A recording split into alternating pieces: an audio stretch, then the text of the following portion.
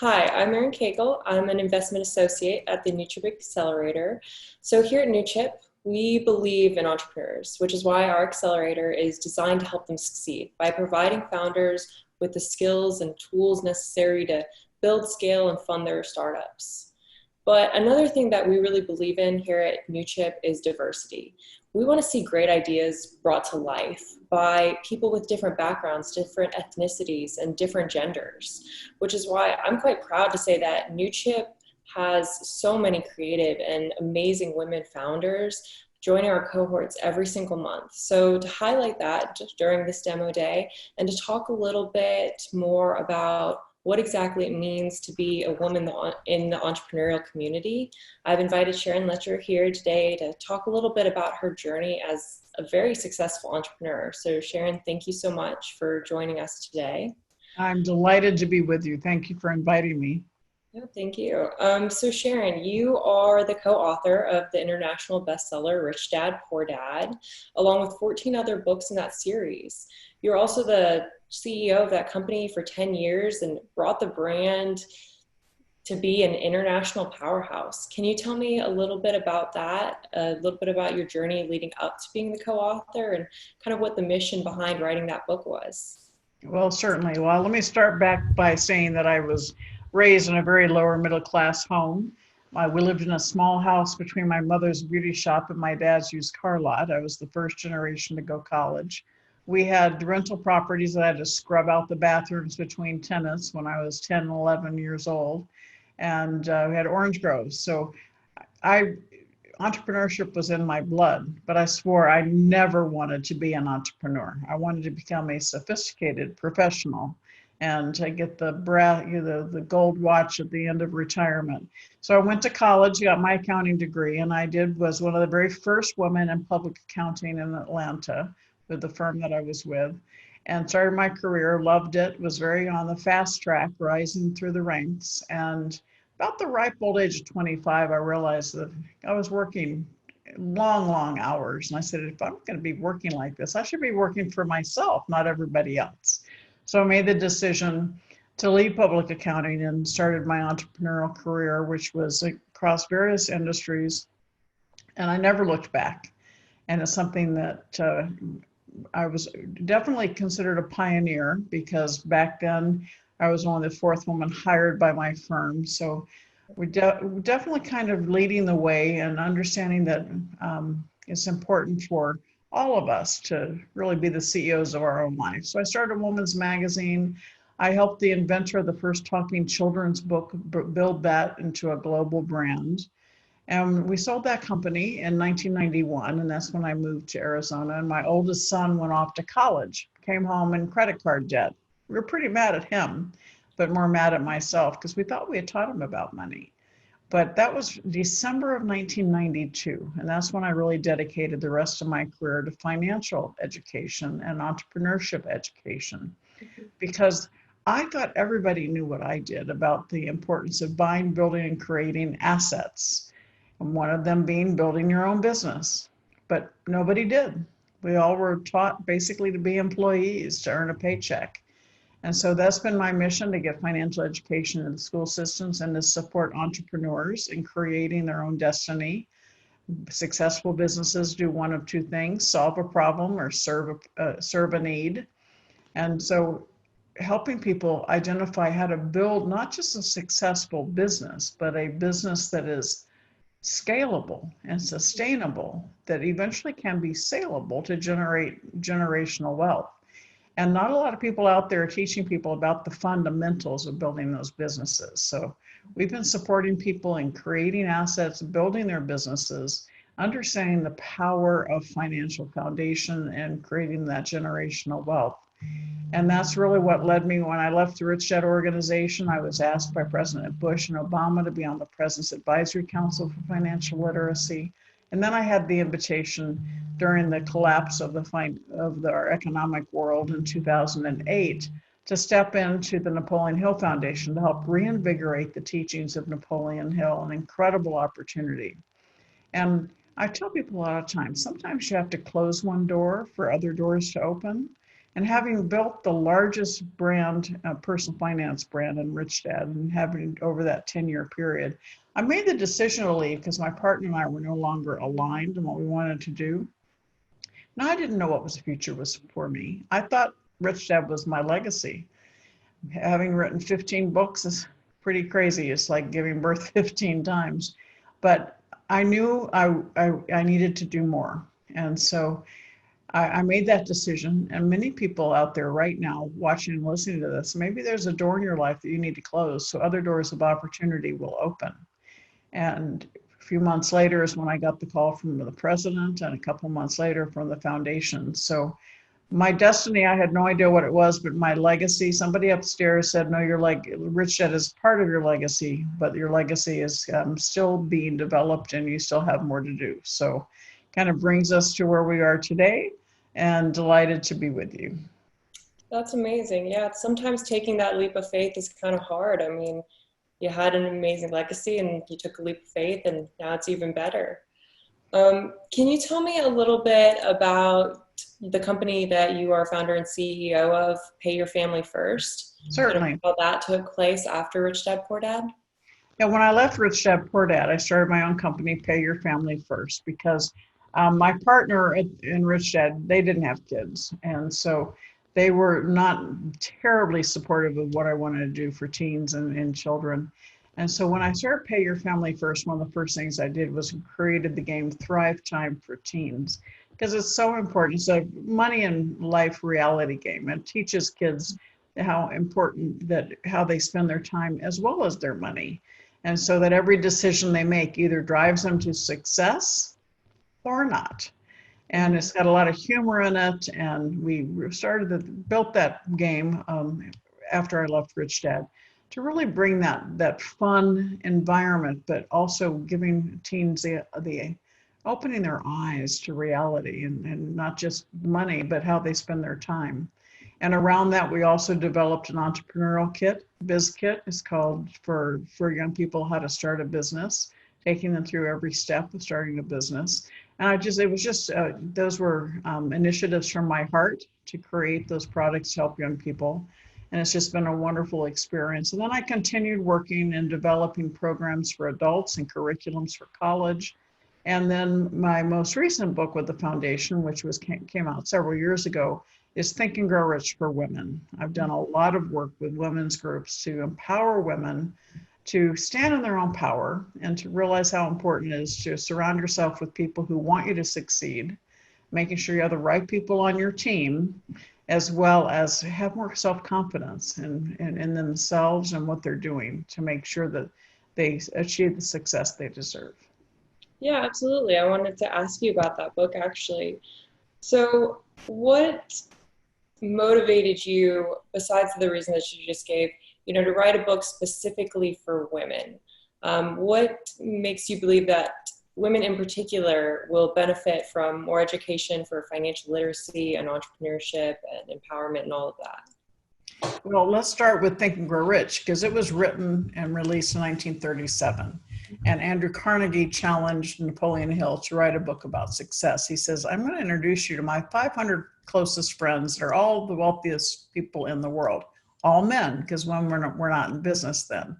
And so he spent a 20-year career writing what was similar with all these people. And he talked to 500 of the wealthiest people and thousands of people who considered themselves failures. And from that, he wrote Think and Grow Rich, which is like the doctoral thesis of success. And it's as powerful today as it was when he released it in 1937. But there were no women in it.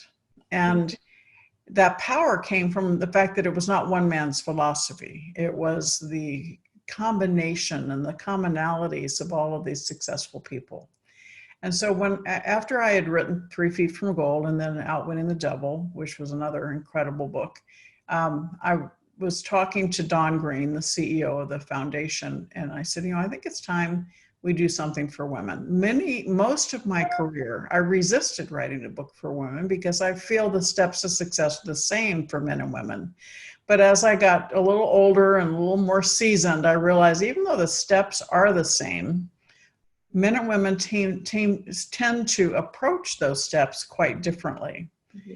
And it was an incredibly fun project because I took the incredible wealth of Think and Grow Rich, followed the same chapter outline, and really honored Napoleon Hill's words, but then looked at each step of the success that he talked about through the eyes of successful women. Then I talked about how I used that particular step in my own career. And then I had many women's quotes that supported that. So I have over 300 women highlighted in the book. And I really decided it was important to do for two reasons. One, I felt we needed to change the dialogue. Too many women were out there complaining and criticizing, always complaining about the men that stood in their way and holding them back. And if you understand the power of attraction, the law of attraction, when you're out there complaining and criticizing, what are you going to get? Negativity. I wanted us to change the dialogue to one of celebrating the progress that women have made. And yes, there's still a lot more progress that needs to be made, but let's celebrate the progress that has been made. And then let's celebrate and highlight the men who have supported us and helped us along the way. Because when you change your dialogue from negative, getting negative results, to positive, you'll get more positive results and more quickly. Mm-hmm. So if you put yourself in a position of a group of old white guys that are in a corporate boardroom, do you think they're going to respond to the picketers and the women complaining about them trying to boycott their products better? Or to the group of women that come in and say, here's the results that can prove that we can improve your bottom line. It's proven stats that women on boards will improve. Which one do you think they're going to listen to more quickly? And then the second reason that I wrote the book was that I was getting to the point where I was just fed up with the concept of work-life balance. Mm-hmm. I don't believe it exists. The word balance only belongs in the dance studio. As women, we multitask. We have lots of aspects of our life. We have our children, we have our spouse, we have our financial, our health, our spiritual, and work. All of those come together to create who we are. And so instead of seeking work-life balance, which really doesn't exist, seek work-life, one big life, right? Which is all of those things working together. And when you do work-life balance, you actually are hurting yourself because you're spending precious time today worried about something that happened yesterday or something that may or may not happen tomorrow. And it's crazy because stop it. Instead of worrying, my definition of worry is to pray for what you don't want.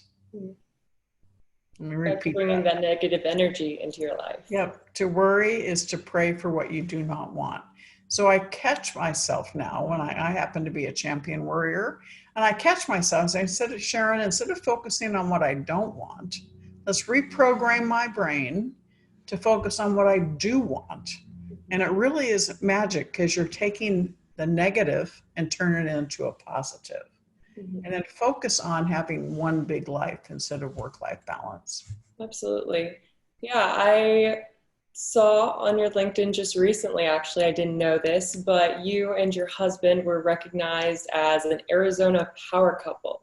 So I was going to bring up the question of work-life balance, but one of my favorite sayings of yours is, instead of work-life balance, you have work-life fulfillment. And so I wanted to ask you a little bit about that.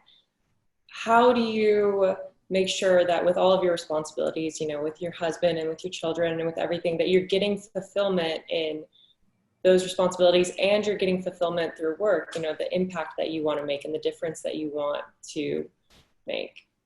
Well, it's also, I think fulfillment comes from seeking one big life. And I believe that fulfillment is a contribution. So when I was a little girl, my dad would ask me each night, Sharon, have you added value to someone's life today? Now, he's been gone for 14 years, but I still hear him asking me that question every night. Yeah. When I know that I've added value to someone's life, I know that I am fulfilling my purpose. And so work-life fulfillment is about contribution. Okay. So let me ask you a little bit about your personal success equation. Mm-hmm. I think it's really interesting, and I'd love to hear you explain it a little bit. Absolutely. The personal success equation I released in my first book with the Napoleon Hill Foundation called 3 Feet from Gold. How many of you have ever felt that you were 3 feet from gold, just ready for success, all right? You're feeling like frustrated, you can't get quite to the finish line. And so we released that in 2009 because of the financial collapse. And we talked to many people about how they got through the tough times. And that's what the book is all about, how to get through that negativity and get through the valleys to create success. I just love the book. We just released the 10th anniversary a few months ago. And as part of it, we kind of synthesized the stories that we had there into the success formulas that were really apparent in those people that created success and sustained the success even through an economic downturn. And that formula is P plus T, which is passion plus talent.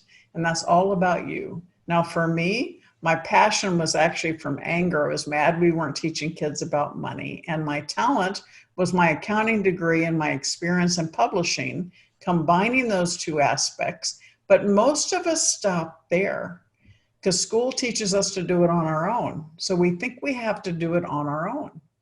But true success comes from a times A, power of association. Who is on your team? Who do you surround yourself with? Do you have people that are challenging you every day? Do you have a mentor? The stats are there. Mentors make you more successful than those of people who do not have mentors. Do you have people on your team who are strong where you are weak? Do you have the right business advisors? That power of association. Business is a team sport, and it's so important to surround yourself with the right people. You've heard the comment, if you're the smartest person in the room, you're in trouble. Make sure you have a mentor, somebody there's a guiding you along the path. And then times A, action. How many times do you know what you're supposed to do? You just don't do it. Taking action. And then the last element of the personal success equation is plus F. And that F is for faith. And that really separated the people that succeeded from those who didn't. They had faith in themselves. They had faith in what they were doing. They had faith that it was needed and necessary, and faith that they would succeed. Too many people, that F is fear, and it holds you back from realizing the success that you deserve. So P plus T times A, power of association, times A, taking action, plus F, having faith in yourself. Because successful businesses do one of two things: solve a problem or serve a need. And if you can remind yourself of that every day, it gives you that inspiration to keep moving forward because it takes it outside of you. When I wake up in the morning and I want to just kind of roll over and pull the covers over my head, I remind myself of the problem that I'm solving and the need that I'm serving. And it gives me that energy and courage to step out of myself and keep moving. And that's a defining factor of people when I'm working with them as a mentor. I go through this formula with all of my clients, and invariably it's that power of association and faith that needs the most work. And you know, they kind of go hand in hand. When you have the right people around you and you have a bad day, they keep you up. They help you build that faith. Because if you're all on your own and you have a down day, it's hard to find that faith to keep going. So make sure you have the right people on your team. Absolutely. When I first saw the equation, the thing that stood out to me the most was the association. I thought that was so intriguing, and I wanted to ask you, what are some really amazing associations that you formed in your life? Who are those people that bring you up and keep you at that level and keep you having faith in yourself? So many. Oh my gosh, so many. And certainly some of the associations that you have that have gotten to you to where you are today may not be the right ones to get you to where you're going. Sometimes a mentor has gotten you to a point, and you need to find a new mentor to help you go to the rest of the way. Certainly, my power of association with the Napoleon Hill Foundation has just been amazing and incredible in supporting me move forward. I have associations from people within my industry that support me and help me along the way. Having just been highlighted in the movie Think and Grow Rich, The Legacy was an incredible association. And then earlier this year, I was highlighted in the TV show, The World's Greatest Motivators, with some of my dear friends who are very strong associations of mine. Brian Tracy, Jack Canfield, Lisa Nichols, Michael Beckwith, John Assaraf. So those are incredible, powerful associations where they know I'm going to show up if they ask. And if I ask, they'll show up. And that power of association is what keeps you moving in the right direction. Absolutely. And how do you suggest that people start trying to go out and find those associations and build those networks? What are the first steps? Well, the first step is to understand, where you want to go. What is your definiteness of purpose? What's your burning desire? And then find somebody in that industry that you can start following. And sometimes people say, well, it's hard for me to meet somebody that's rich. I can't, how do I do it? I go, well, find out what they're interested in, where it aligns with your interests, and maybe volunteer at a nonprofit and prove your salt that you are adding value and contributing. And in doing that, you get to know them on a common neutral ground, and they're going to see the contribution you're making. You're going to be a whole lot easier to reach out to them. But in addition, there's all kinds of associations and groups and meetup groups where you can network with people within the business environment and challenge yourself to go to different ones and continue to learn. Always challenge, I say, well, when was the last time you did something for the first time? Sometimes you have to kick yourself out of your own comfort zone. And when I work with people, when their revenues have plateaued, invariably it's because they have not continued to grow their network. Well, that is a great question. When is the last time that you tried something that you haven't done before? Just last week, actually, at our ranch, we were doing some things, and I did a ATV ride over some very deep water for the first time. But it worked out great. I loved it. We have a ranch in northern Arizona called cherrycreeklodge.com. And I'm constantly, we have business retreats there, and people come and they go shooting for the first time. They go horseback riding for the first time. They go they fish. But yes, always, challenge yourself to do something for the first time. Absolutely. That's fantastic.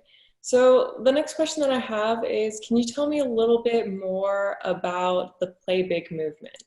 Sure. This actually, we talk about things that stop us in our tracks. And certainly when you're trying to build a business, a lot of things don't go quite as well as you envision them. But everything else pales in comparison. I've had a lot of business setbacks in my life, but 7.5 years ago, I lost my youngest son. And so nothing else, I don't have the kind of impact from business issues anymore, because we're not supposed to outlive your children. And it threw me into a tailspin, understandably. And I kind of put my life in neutral, numb. I was living in a world of numbness for a long time and grief. And business was no longer exciting to me. And before that, when I was working with the talking book industry, I was playing with companies like Disney, Warner Brothers, Sesame Street, Marvel Comics.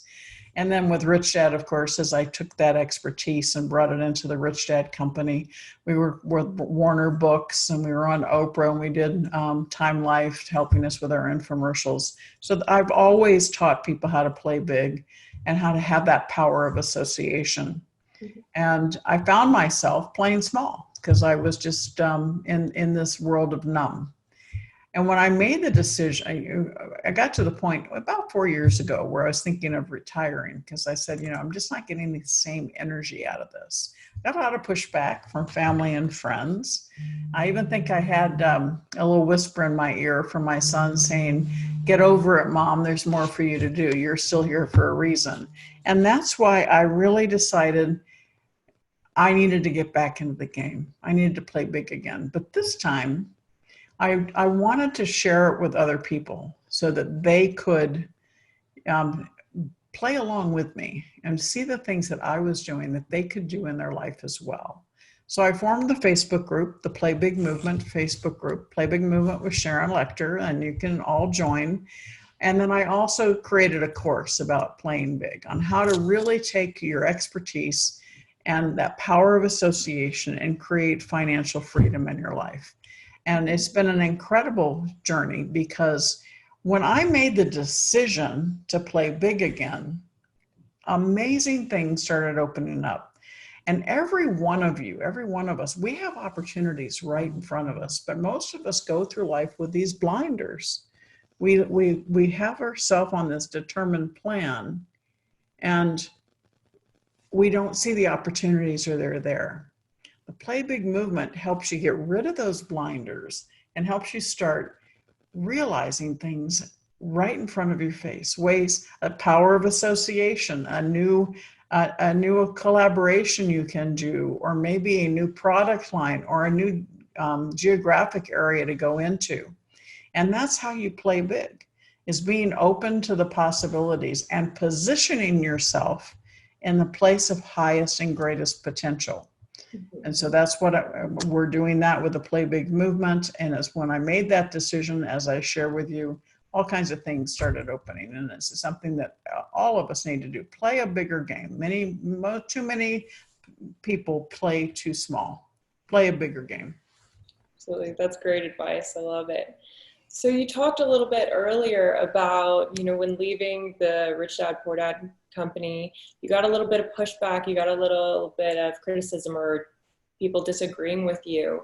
How do you play big and take those chances and overcome that criticism or that doubt, or not let it color your thoughts on what you want to do? Well, you've heard people say if you don't have naysayers, and you're not playing a big enough game. Okay, and to some extent that's true. Mm-hmm. But as you're building your business, you can think of it as a bell curve. The top 20% are your raving fans. The bottom 20% don't like you, and the middle 60% haven't met you yet, but are there for you to attract. And so too many people spend too much time focusing on the 20% of the people that don't like them. You should be looking and spending your time on the 20% of the people who love you and empowering them, because they are the greatest way to convert the 60% of the people in the middle who don't know you yet. And so focus on empowering the people that love you and support you and believe in you to help grow a bigger audience. Fantastic. So let me ask you, you want to play a bigger game. What is your next goal? What is your next big play? Well, I have several. I am constantly and still working on getting financial education into the school system. It's a very slow process, but I'm not going to give up. It's a state-by-state initiative. In addition, far too few women-owned businesses make over $1 million a year. It was 1.7 for years, and now the latest study it's up to 4.2%. So I guess that's good news. But 4.2% is still a pitiful number of women-owned businesses that make over $1 million in revenue. And so one of my goals is to really focus on empowering women to take control of their businesses and really turn them into a business, not a hobby, and to generate that kind of revenue so that they can be not just successful, but sustainable, scalable, and eventually saleable for their generational wealth. Mm-hmm. If you could have every woman entrepreneur that watches this, every person that watches this, walk away with one piece of advice, one piece of wisdom that you've learned, and really take it to heart, what would that one thing be? Stand in your own power. One of the things that I do in my seminars, particularly for women, is have them identify themselves with one-word descriptors. So when I first did it, I wrote mother, grandmother, entrepreneur, author. And invariably when I do that in my seminars, fewer than 2%, fewer than 2 out of 100 women will write their own name. And that's one of the things when we talk about women having confidence. As women, we tend to judge ourselves through the roles we play. We tend to judge ourselves through the eyes of others. And by doing that, we give up our power. And I still work on this every day because I was one that put Sharon last, put myself last, take care of everybody else first. And I continue to work on training myself that if I'm a better Sharon, then I'm a better mother, grandmother, author. And so stand in your own power, take care of yourself, and be willing to be the best you can become so that others will see it. In my second little piece of advice, I'm going to stretch it. But as we are in this incredible time where people are saying, I see the light at the end of the tunnel, don't fall into that, because that, again, you're waiting for someone else's light. Become a beacon of light yourself and start adding positivity to the world around you. And as you become a beacon of light, you attract other people and they light their light off of you, and all of a sudden you can change the world. So stand in your own power, be the best you can be, and become a beacon of light. That's fantastic. I would personally definitely take that to heart, and I think everybody else watching will as well. So Sharon, thank you so much for your time and this amazing conversation. Well, thank you so much, and I wish you all the absolute best. And I thank you for what you're doing to support entrepreneurs everywhere.